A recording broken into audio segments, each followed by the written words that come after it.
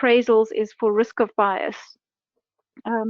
Throughout the year, there'll be other Cochrane and non-Cochrane related systematic review method seminars, and I hope many of you will join.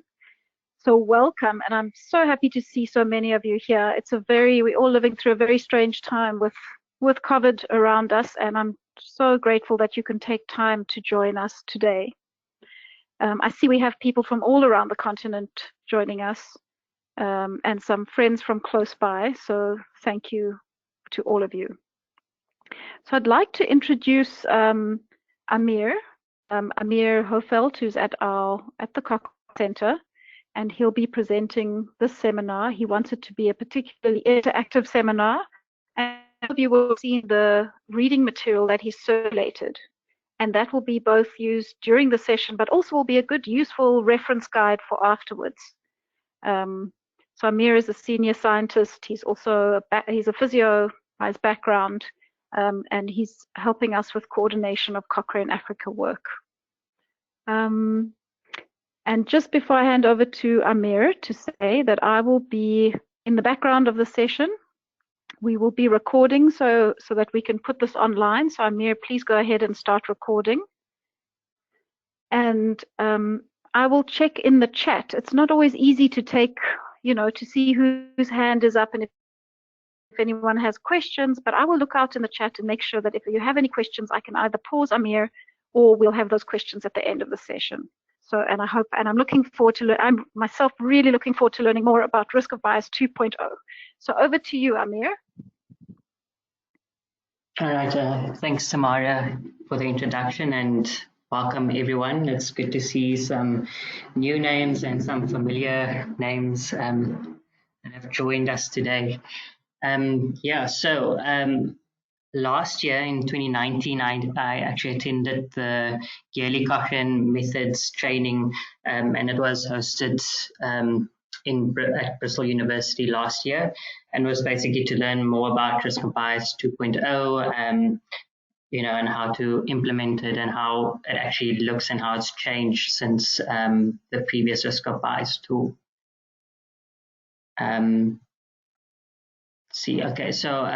Just before we get to the objectives of this session itself, so to start off with, most of us that have done systematic reviews are familiar with this process. After you've selected the studies to be included in your review, you then would need to assess risk of bias in each of them, as you can see at point number 7 over there. So just some learning objectives. It will be a brief introduction to Risk of Bias 2.0 and how it's kind of changed the various domains, etc. And then also identifying bias within randomized controlled trials. So we have an example of a paper that I circulated, or that Ludwig circulated yesterday, that we can sort of just briefly work through. And that's also like just going through how we would actually use the tool itself.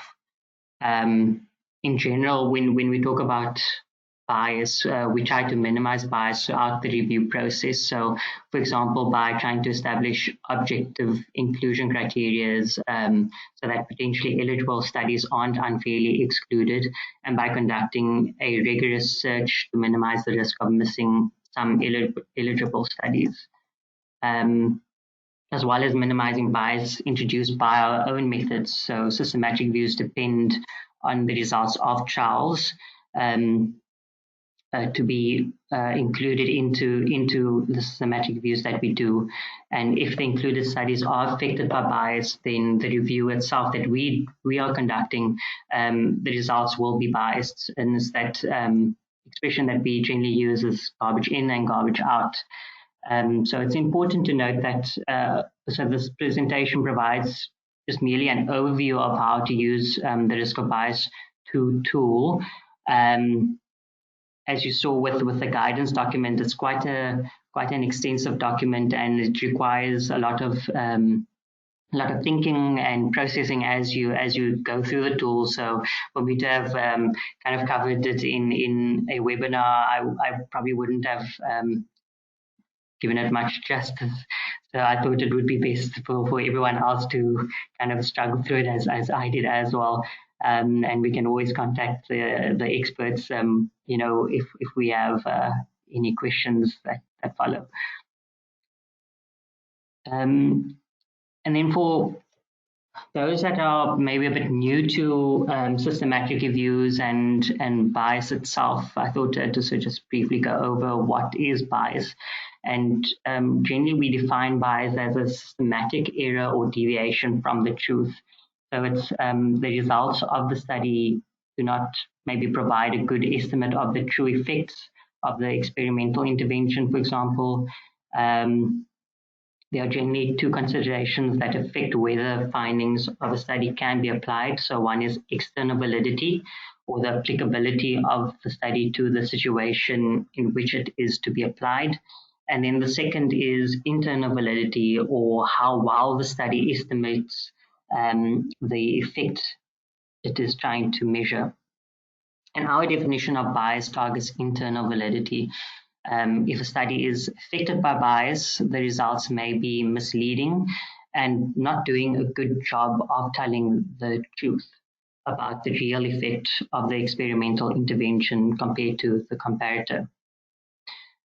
We can really know for sure whether a result is biased, but we can also look at the methods used by the study, at what happened during the study, and at how the data itself, how the data were analyzed and reported, to see if the study has features that put the results at risk of bias, which we would be interested in. And general questions also come up, so especially for those that have used the previous tool and are asking, okay, so why are we using a new risk of bias tool? And basically, the developers of risk of bias 2 felt that this would be a tool that's more accurate, it's more comprehensive, it offers more guidance and structure to improve consistency.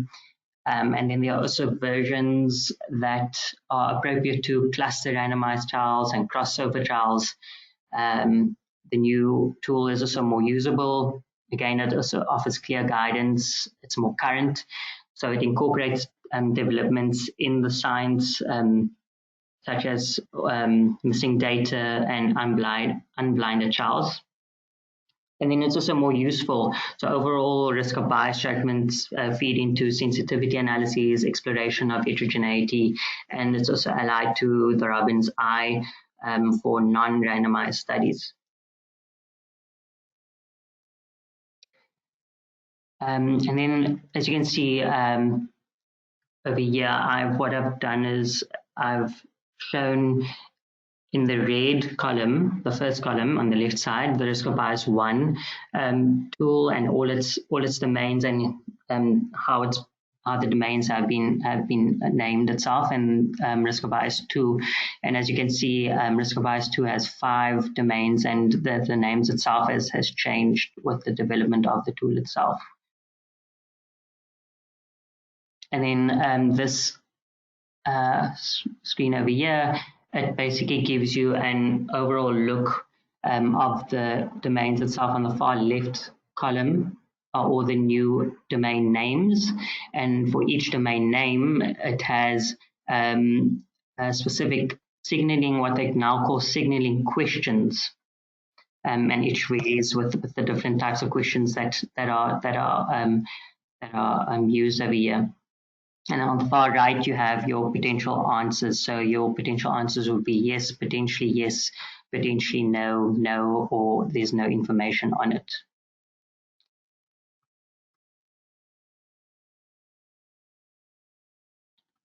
And then,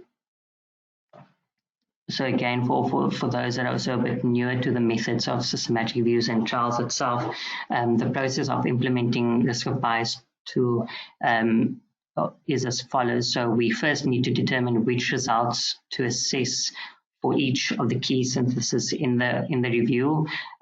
We first identify which studies potentially contribute to it. Then we identify the results from each study that we would like to use in the synthesis. as you can see, with box number 2, it says specify effect of interest. So generally that gets spoken about in more depth in the guidance document itself, where there are 2 versions of risk of bias 2, and that I think I can point you towards that afterwards as well, because it's quite extensive, the explanation on that. For box number 3, we also have, for transparency, it is useful to note which sources one would use. So to assess your risk of bias, you would use journal articles, generally protocols, registry entries, and then you'd also probably have correspondence with trial investigators to find out a bit more about how the trial itself was conducted, to inform your risk of bias assessment. And then in the bottom row, boxes 4 to 6, the risk of bias tool includes questions to answer, judgments to make for each bias domain, and a judgment to make overall assessments. And then finally, we need to use the risk of bias judgments to draw our conclusions from the synthesis. For example, we might use the judgments to stratify studies or to restrict attention to those at lower risk of bias. And as I alluded to earlier, risk of bias 2 includes a set of signaling questions. So these are reasonably factual questions about what was done or what happened in the trial. And although some of them do require some judgment, the possible answers to all the questions are either yes, like I said, probably yes, probably no, no, or no information. Note that the questions are phrased in the most natural way for each issue addressed. So, which means that sometimes yes is a good thing and sometimes no is a good thing. Each answer should be supported with quotes or comments to explain why it was given. And this is particularly important when answers reflect what one might say so-called bad things. So interesting, the tool incorporates algorithms so that once the signaling questions have been answered, risk of bias judgments are suggested. The user will then need to decide whether to agree with these or override them. If you were to override them, you would need to provide a reasonable explanation for it. And then almost all of the time, we expect users to follow suggestions in the algorithm. The algorithms themselves, they aim to propose a high risk of bias judgment only if problems in the domain are such that the results as a whole should be deemed to be at high risk of bias. So in other words, high risk of bias in any one domain is sufficient to determine the overall risk of bias. Again, this rule can be overridden if valid or enough information or is provided. And then over here, we have an illustration of the rules for getting to the 3 levels of judgment across domains for a specific result.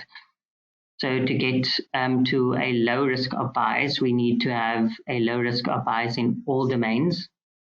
If there is a mixture of low risk of bias and some concerns across the domains, then the result is some concerns overall. And if any domain is at high risk of bias, then the result is at high risk of bias overall. If several domains have some concerns, you might judge that the accumulation of the concerns is sufficient to call the overall result as at high risk of bias. And this is a judgment that the user will have to make. And then it's important to note that the risk of bias 2 framework allows users, again, like I said, to override. And again, you would need to provide reasons for that. And then for the latest versions of risk of bias 2, tools for implementation, and the latest versions of the full guidance, you can visit their website, which is riskofbias.info. And this gets updated every couple of weeks according to how things change with regards to the tool itself.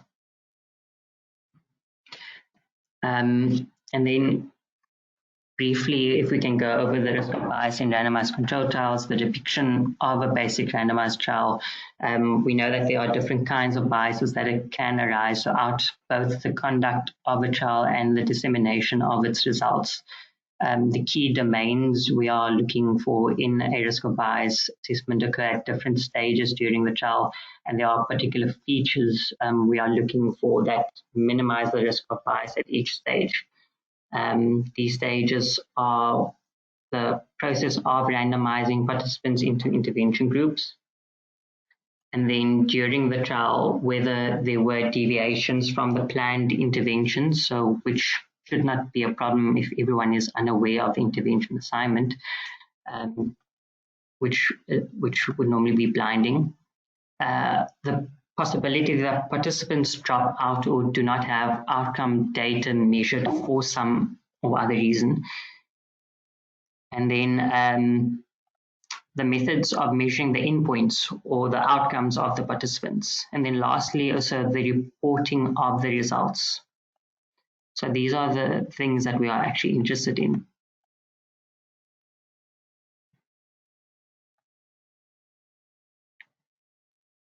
Okay, so something that hasn't changed all that much from risk of bias. One is the first issue is the generation of the sequence used to allocate people into groups. So we want this to be a random sequence allocating participants to the interventions based on a random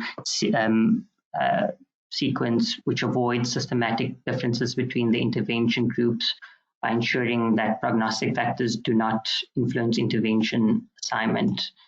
Importantly, randomization offers the only way of balancing both prognostic factors we know about and those we don't know about. For this to be considered adequate, the sequence should be truly random and unpredictable. And there are various ways in which randomization can be conducted. And then allocation concealment is often confused with blinding, but we know that these are not the same. So allocation concealment occurs at the start of the trial before participants are allocated to their groups or receive any intervention as they are being enrolled into the study. Allocation concealment is almost always possible, even in studies where blinding is impossible. And over here we have the illustration of the signaling questions. This is specific to domain 1, bias arising from randomization process. As you can see, the first two questions ask directly about the main two processes, generating a truly random sequence and concealing the sequence until participants are irreversibly enrolled into the trial. It is important to note that the wording of the third question, it is not asking whether there was baseline imbalances. It is actually asking whether there was substantial imbalance that provides evidence that the randomization process was problematic. And many users of this tool might misinterpret this question. In most cases, the answer would be either no or probably no. And then it's important to note that in the risk of bias tool, the text formatting is used to indicate which answers reflect, as one would term it, good features and which reflect bad features. So for good features, it would probably be underlined and in green colored font, whereas for a bad feature, it would be in a red font. And then over here we have an illustration of the algorithm for mapping answers to signaling questions onto judgments. So the algorithms are not always drawn chronologically or according to questions. Instead, they are drawn as efficiently as possible. So here we start with whether the allocation sequence was concealed. And if it wasn't, then the result immediately goes to a high risk of bias.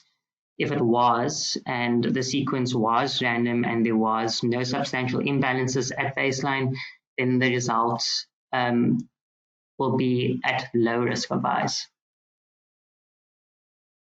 And then rarely major imbalances at baseline imply that randomization was not done properly despite our impression from the methods. And in this case, one would have some concerns. We might also have some concerns if the underlying sequence was not random, even if the sequence was concealed. We wouldn't expect to be in the situation very often though. And then quite often we don't have enough information to judge whether there was allocation concealment. Then we would not be able to say low risk of bias.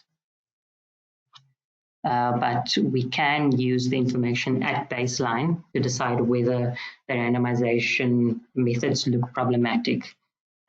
So we would then have to either rate it as high risk of bias or not, and then say some concerns. So for the general class activity and for the readings that I sent out, or that Ludwig sent out yesterday, the paper that I thought would be interesting to go over was the Engebretsen 2009 paper in the BMJ, which was radial extracorporeal shockwave treatment compared with supervised exercises in patients with subacromial pain syndrome, and it was a single-blinded randomized study. So if you were to conduct a systematic review, and we had our PICO, for example, our population would be those with shoulder pain, so subacromial impingement syndrome, and our intervention would be supervised exercises. Our control would be the shockwave treatment, and our outcome would, our outcomes of interest might be shoulder pain and disability index, and the various ones listed over here. But more specifically for this webinar, we'd look at the outcome shoulder pain and disability index, which is the SPADI score at 18 weeks, and then the result for inclusion in meta-analysis, so the mean difference of a decrease of 8.4 in pain. So for the exercise, the first part of it is to assess the risk of bias arising from randomization process. And the table would generally look like this. We have your signaling questions, your elaboration in the second column, middle column, and your response options. And the first question asks, was the allocation sequence random? And I think maybe it might be interesting if some people can either put into the chat, those that have read the paper and that have looked at the template itself, what their response to this, to the first question was. And if someone wants to unmute themselves and give an answer, you can also do so. So I'll open it up and give you guys about half a minute for those that have read the paper. If you want to give some responses, if not, we can work through the answers itself.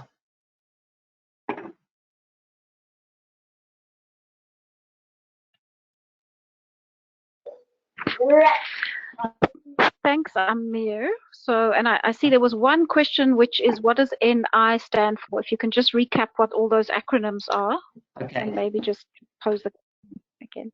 Yeah, thanks.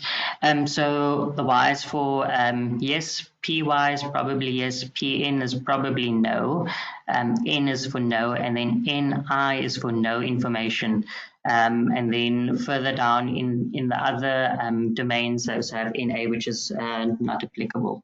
So that may occur when you know, they have almost like skipping questions where the previous question was answered with a specific response, and the next one would then be not applicable.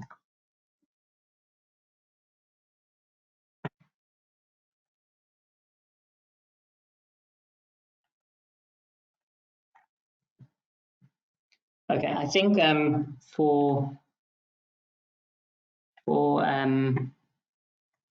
I think just for the sake of time, we can I'll go through some of the answers.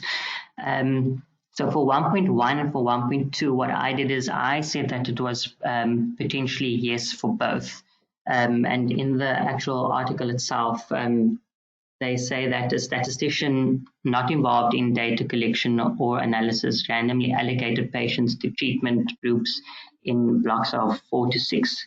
Randomization was stratified by sex, and a person not involved in the treatments opened the sealed envelopes and assigned appointments according to treatment group. So for both 1.1 and 1.2, based on that bit that I took out of the trial itself, I said potentially yes. And then going on to the next section, or the next question, 1.3, which asks, did baseline differences between intervention groups suggest a problem with the randomization process? And over here, I said no. And in the text itself, it says that the groups were similar at baseline with regards to age, education, dominant arm affected, duration of pain, the amount of sick leave applied for shoulder pain, and disability index score, so the SPADI score, and the secondary outcome variables. You had 17 patients in the shockwave group and 12 in the supervised exercise group, where that were on sick leave because of shoulder pain.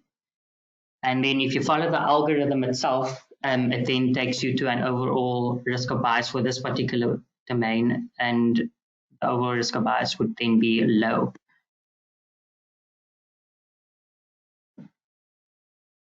And then if you move over to the next domain itself, which is bias due to deviations from intended interventions, it is essentially replaces the issue of performance bias or blinding of participants in personnel. And so it has had a major reshape in the sense that the current tool had very little to say about situations in which blinding was not feasible.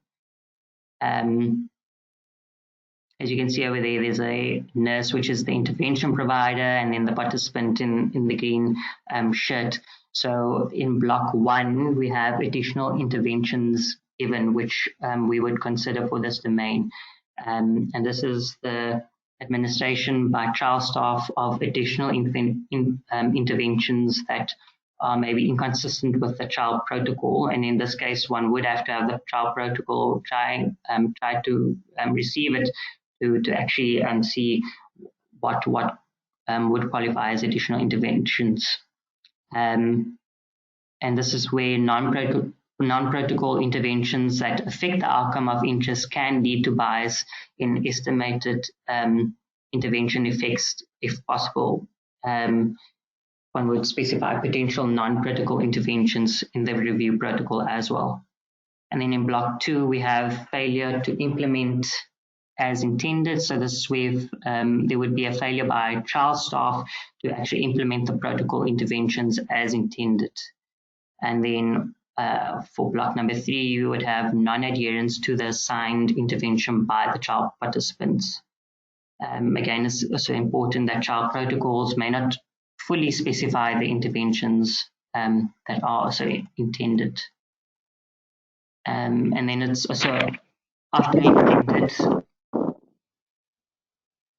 It's often intended that the interventions will change over time. So that's just something to keep in mind. So for example, the trial investigators may intend that participants experiencing severe toxicities should receive additional care and or switch to an alternative therapy, where participants whose disease progress should maybe switch to a second-line intervention. And then such changes to intervention are consistent with the trial protocol, and they do not cause bias, or one would not consider this to cause bias, and should not be considered to be deviations from the intended intervention.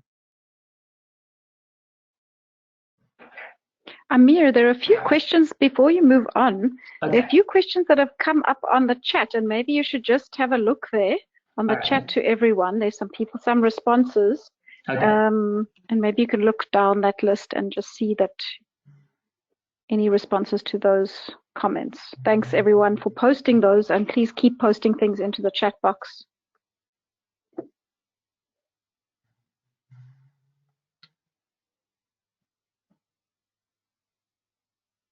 Okay, I'm just going over some of them. Let's see, there were some answers.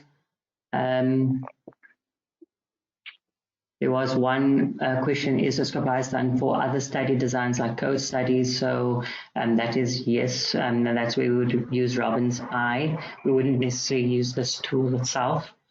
That's by SK. I'm just going through some of the others.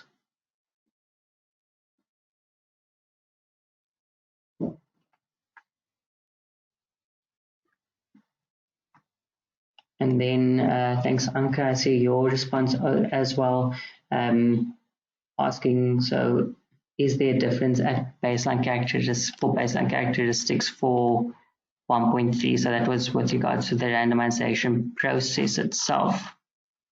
And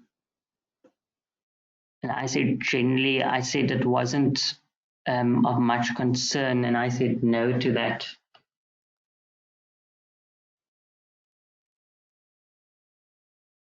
And then there was another one by Teresa. Didn't one participant cross over from shockwave to supervised exercises? If so, how do we judge that? And I think that we look at it in one of the domains that come up later. So it wouldn't be, that's a good point, but it wouldn't be specific to this domain itself. I think the guideline document does sort of speak to that as well. Okay, so I hope that's fine for me to move on.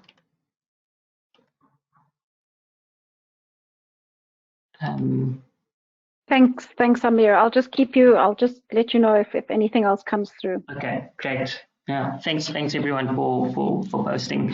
If there's anything that's unclear, we can always also chat about it afterwards.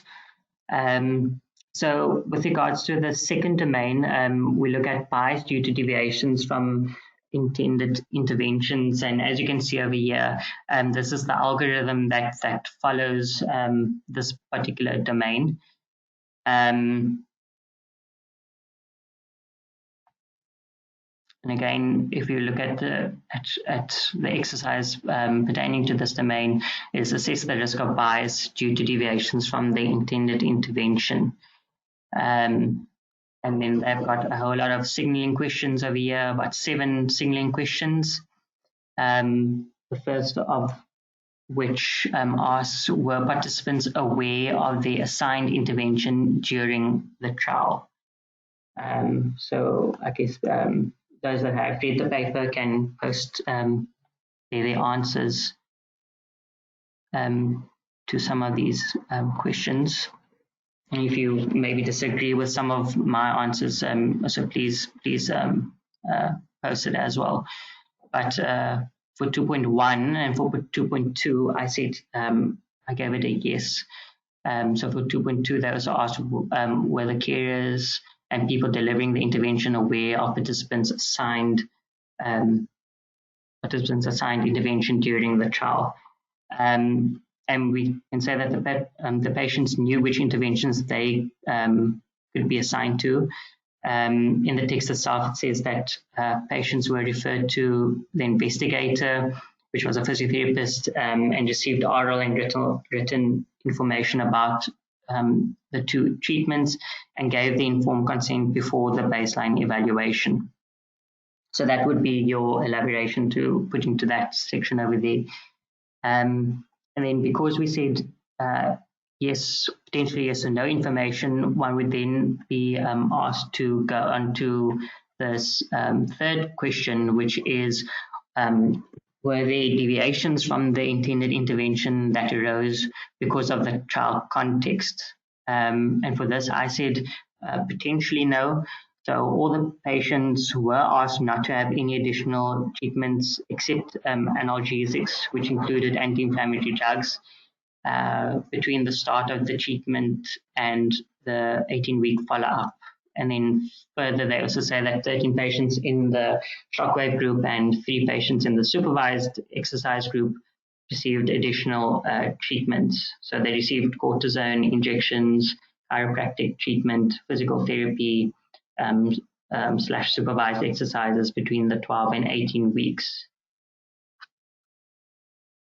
And because I then said potentially no to that, question 2.4 and 2.5 would then be not applicable. But then 2.6 doesn't put a rule in place. And it asks whether there was an appropriate analysis used to estimate the effect of assignment to intervention.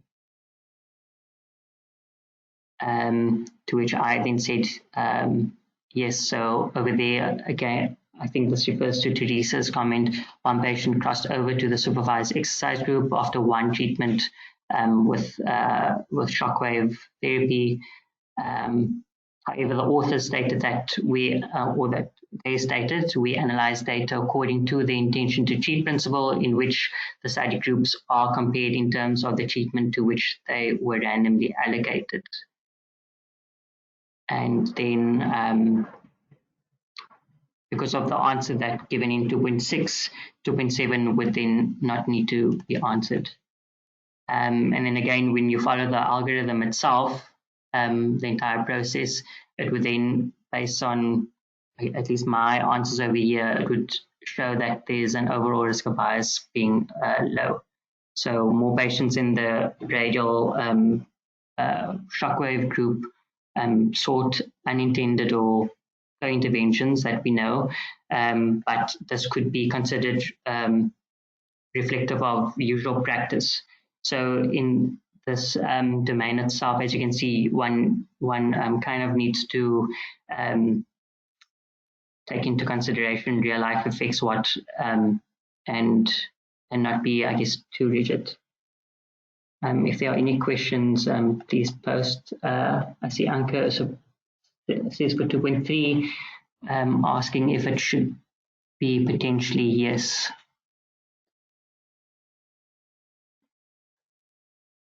Yeah, and I think that I answered with the very last overall risk of bias assessment, where it's considered to be reflective of usual practice. And I think the guideline also does elaborate or go into quite a lot of depth with regards to these kind of, I guess, interpretations of answers.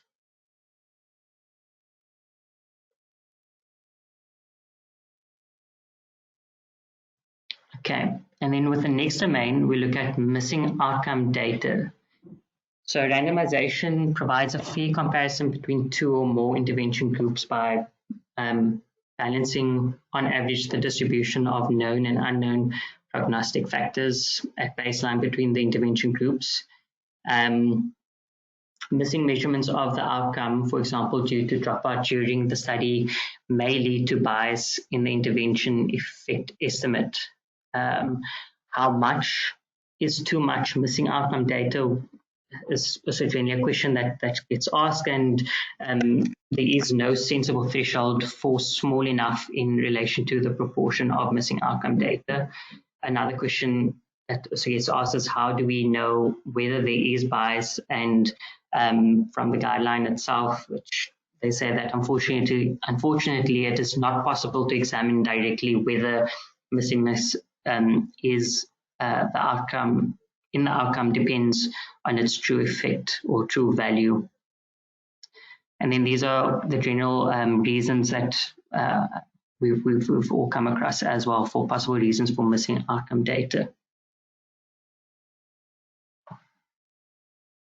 And again, they've developed an algorithm for this domain.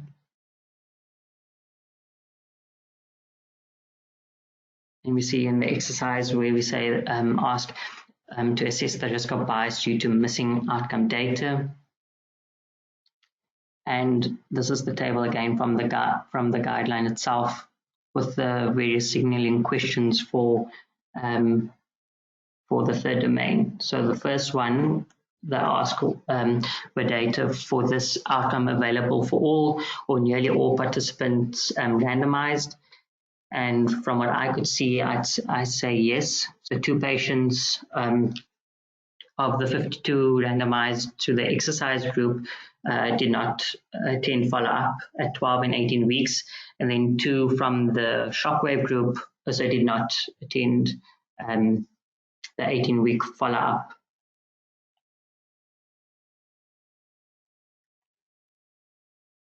And then based on that answer, 3.2 would not be applicable, and 3.3 would also not be applicable because you would need to have answered 3.2.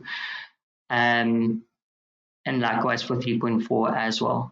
So that's just an example of how these questions are arranged in order for you to get to your risk of bias judgment. So overall, the risk of bias judgment, if you follow the algorithm again, would show that it is low and that data were available for at least 96% of the participants. So one wouldn't be too concerned with this domain for this particular study. And then bias in measurement of outcomes. There are at least 5 things that one needs to consider. And it perhaps goes without saying that the measurement method should be appropriate. We'd expect this to be the case for pre-specified outcomes in randomized controlled trials. However, we need to look out for situations where methods just aren't capable of giving us reliable information. And this is particularly for adverse outcomes that are sometimes collected quite spontaneously in trials. It's also important that how the outcomes are measured or ascertained is the same in the 2 groups. And again, most trials ensure that this is the case, especially if you have a protocol to the trial, you'd be able to see this. But sometimes there are more opportunities to observe outcomes in one group than another group. For example, if there are more clinic visits, so this could lead to over-ascertainment in one group compared to another. And the main issues we consider in this domain are who is assessing the outcome. 2 is whether the outcome assessor is aware of the intervention assignment, which is a form of blinding. And then 3, the nature of the outcome itself. And then as you can see for this domain, the 4th domain, it's quite an interesting algorithm that they've developed, and it looks quite complex. So as you can see, a lot of work has gone into developing this and getting to the eventual risk of bias judgment score. And then we'd then for the exercise assess the risk of bias in measurement of the outcome. Again, using the table, the first question asks for 4.1, was the method of measuring the outcome inappropriate? And I said, I didn't think so, so I said no. The participants completed a questionnaire, including questions on demographics, education, duration of pain, sick leave, emotional distress, and the outcome measures. And then the main outcome measure was the shoulder pain and disability index, which was SPADI, which is the outcome that we'd be interested in if we were to do a review. And then also a self-reported questionnaire for patients with shoulder pain. And then as you can see, there is no rule or skipping option. So you would then naturally go on to the second question, 4.2, which asks, could measurements or ascertainment of the outcome have differed between the intervention groups? And for this, I say potentially no, as it seems unlikely. It seems like all participants completed the same questionnaires. So it doesn't look like, based on the report itself, that there was, that anything was seemed suspect of in any sort of way. And then 4.3, if you answered no, potentially no, or no information to either 4.1 and 4.2, the question to that goes, well, outcome assessors aware of the intervention received by study participants? And for this, I said yes. A blinded physiotherapist made the baseline and follow-up measurements. The patients who were instructed not to discuss the treatment with a blinded physiotherapist. However, pain and disability is self-reported by the participants themselves in the trial, and they were obviously aware of the intervention that they were receiving.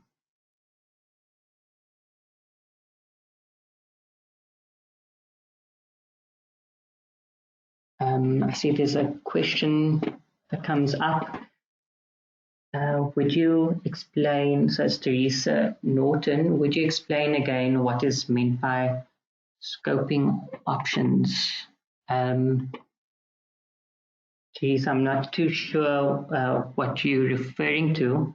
So if you want to, you can unmute and we can, if you want to explain that. And then Marianne Visser, okay, sorry.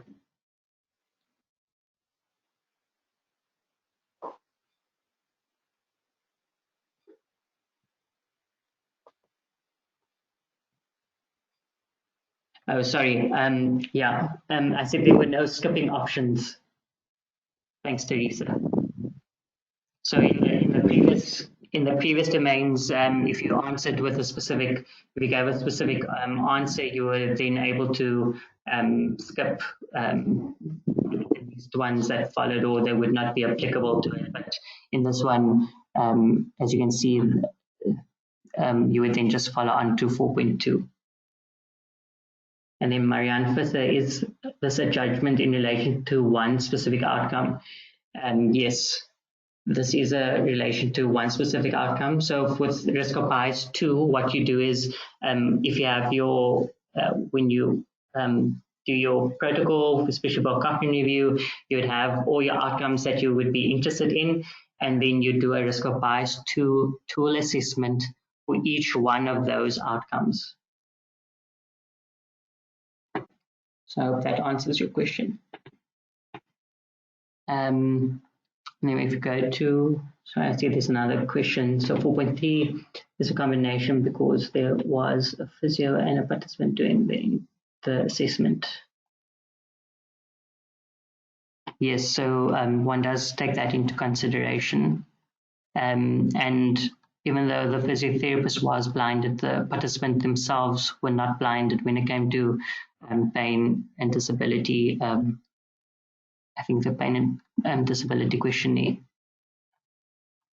So for the sake of time, I'm going to go on to 4.4, and it says if you answered yes, potentially yes or no information, you'd go on, in 4.3, you'd go on to 4.4, and the question asks, could assessment of the outcome have been influenced by knowledge of intervention received? And I said yes, so that's a participant's belief about the superiority or inferiority of either intervention could have influenced the assessment of pain or disability. And then for 4.5, if you answered yes or potentially yes or no information to 4.4, you'd answer 4.5. And it asks, is it likely that assessment of the outcome was influenced by knowledge of the intervention received?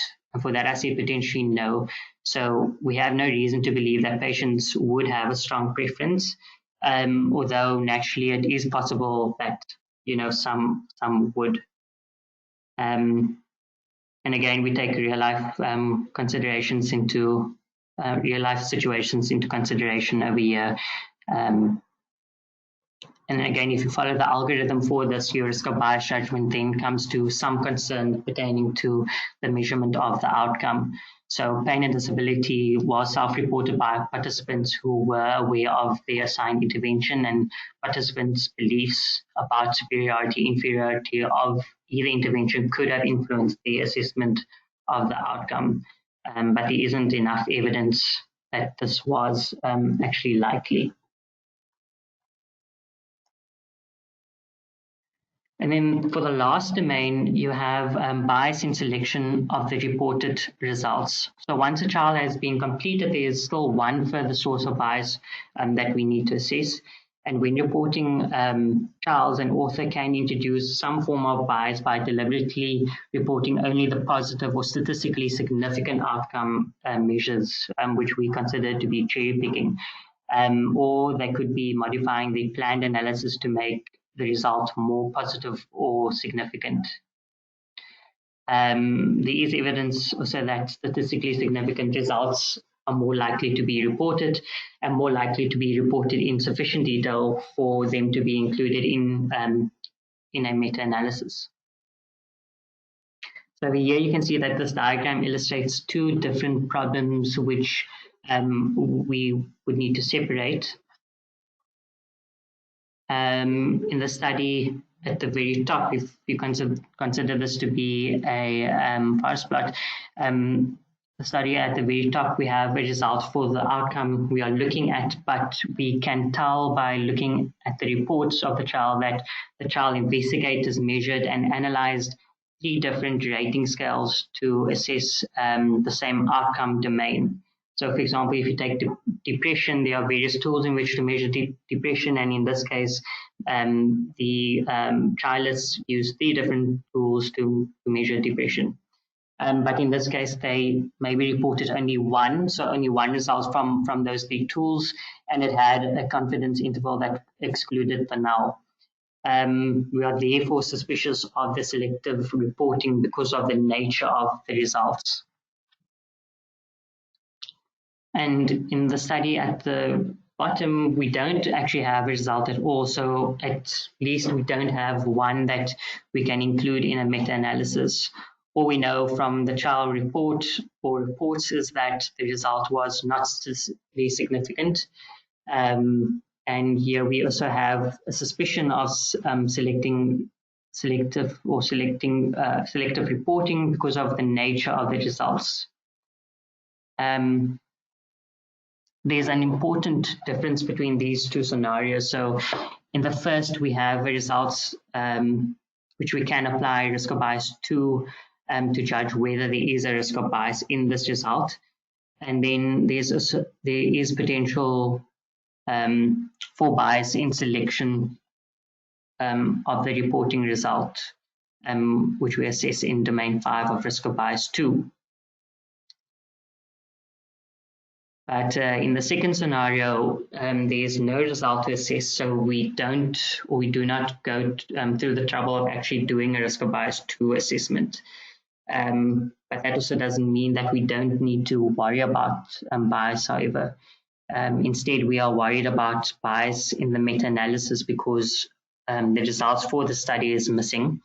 And this is where we look at risk of bias ME tool, which is the risk of bias due to missing evidence in synthesis. And again, as you can see depicted over here is the algorithm used for the 5th domain. And then we assess the risk of bias in selection of reported results.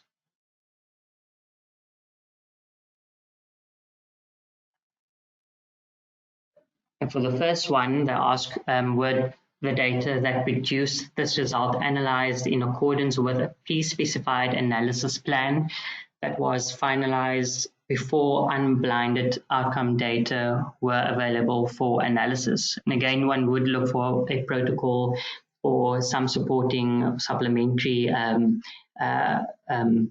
information or documents linked to the publication itself. In this instance, there was no information that I could find linked to it. So I would say no information or NI. And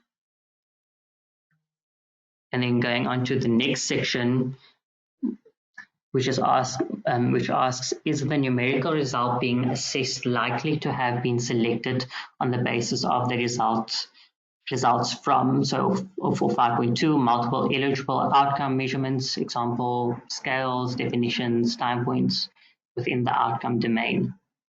And for this, I said potentially no. So the reported scale was the SPADI or SPADI, and the time point itself was 18 weeks, which were pre-specified in clinicaltrials.gov, where it was registered.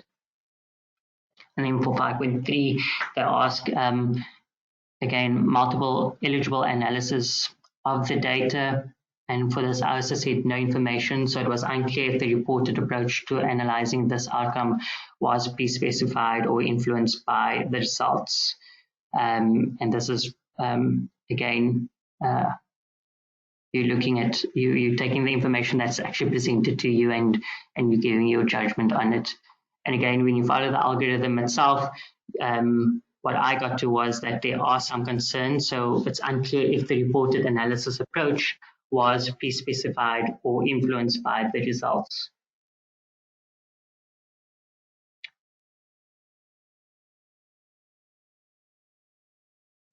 And then for the overall risk of bias, we judge the overall risk of bias based on the outcomes of mainly of the last domain, and then we also had another domain where we had some concern. As you see, there is no domain that is actually weighted or considered to be more important than the other for risk of bias 2. So unlike risk of bias 1, where some would consider whether or not there was adequate randomization or allocation concealment, which was a big factor, and that kind of determined, your overall risk of bias for a particular study over here. We are looking at the overall domains, which are equally weighted. And then Ameer, I'm just watching the time. Yeah. I see. So okay. I'm done now. Point from okay, great. Yeah. It's literally my last slide. So just in overall, we would normally follow the same methods used to assess risk of bias, just obviously now that our tool differs. And then these are just my references and acknowledgements to Julian Higgins and Jonathan Stern that have actually sent me their updated slides for this presentation that I've also adapted, and which was also compiled by Miranda Kamston and the Cochrane Bias Methods Group and the Australasian Cochrane Centre. Okay, thank you very much, everyone. Thanks a million, Ameer. That's great. It's an ambitious thing to try and convey everything in a new tool. I see we have a couple of questions, and I think for those who would like to stay on, we can just answer some of those. There was a question from Anka on trial registration entry reports that the results would also be measured at 12 months, but these are not reported. Does this matter? I think maybe I'm going back a little bit. Yeah, no, it's fine. So, I mean, personally, I think it would matter, but I think also considering that if, for example, we were doing this as a systematic review and we're specifically interested in 18 months, maybe for this particular outcome it might not. But I mean, I would go back to the guidance document and maybe see if there's anything on that particularly. But I mean, that does raise some concern. Yeah. And also, what tools do we use for observational studies? So for observational studies, so I mean, there's Robin's eye tool that's been developed, which I think we could use for that. I don't know if there's any other suggestions from others that have used anything else, but that comes to mind, I guess. Although I'm not experienced, I think I don't know much about Robin's eye itself at this stage. I need to, upskill myself with it. So Robin's eye tool, which is also a Cochrane tool for risk of bias assessment for non-randomized studies. Yeah, that's a good point. Marianne is asking if there is high risk of bias for one specific outcome, would the overall risk be high? Yes. So for one specific outcome or one specific domain, I wonder. So if it's one domain, Outcome. if it's one outcome, so I'm not too sure how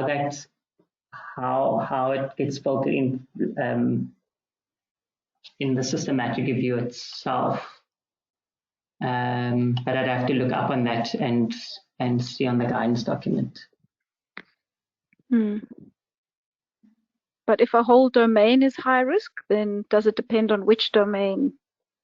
It wouldn't depend. So if any of the domains come out as high risk for one study, then that entire study is a high risk of bias. Okay. Yeah. Okay. And what was the end judgment for this study? So the end judgment for this study, I said, was some concern because I had two domains that showed some concern. So I think it was the very last domain, and then I think it was, I can't remember, domain 3 maybe, that showed some concern. But even if it was only just one domain that showed some concern, then the entire study for this would say that the entire study is actually of some concern. Okay. Well, Ameer, thank you so much for covering the breadth of this whole Risk of Bias 2.0. I guess we can all stay in touch as we learn and we use this tool going forward. Yeah, so thanks very much to everyone who's been here and and to Ameer especially for preparing. Thanks everyone for joining. I see there's one more question. I don't think it's a requirement. Yeah. I don't think it's a requirement yet for all to use it. Or what do you know anything more than that? No, I don't know anything more than that either. So I'm not. Might differ by review group. Yeah, but I'm sure. Thanks everyone, and we'll find out. Yeah, great. Take care, everyone. Okay, thanks everyone. Thanks, Ameer. Thanks. Okay, you can switch the recording. Okay. Cool, thanks. Bye.